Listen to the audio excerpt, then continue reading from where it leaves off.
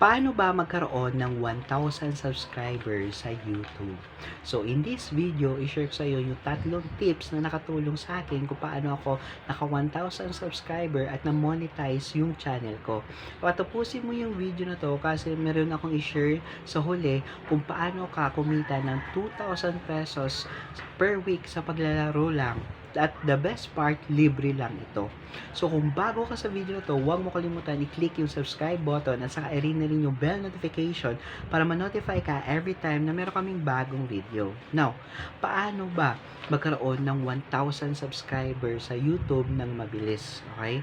So, isi-share ko sa iyo yung tatlong tips na ito.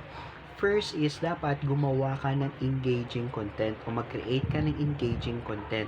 So, dapat humanap ka ng niche which is passionate ka na gawin ito, okay? Para makakreate ka ng high quality, engaging na video.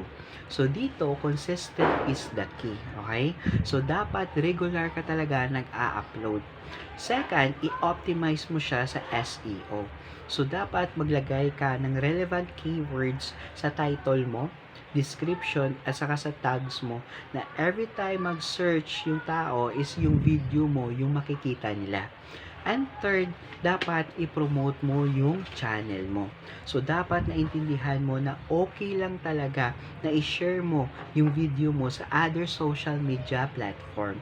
Now, gusto mo na bang malaman kung paano ka kumita ng 2,000 per week, okay? Sa paglalaro lang. And the best part, libre lang ito.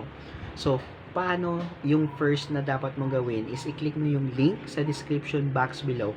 Tapos, mapupunta ka sa page na to. So, i-click mo lang yung ang aking code or i-download mo siya. Once na download mo na, mag-login ka gamit yung Gmail account mo.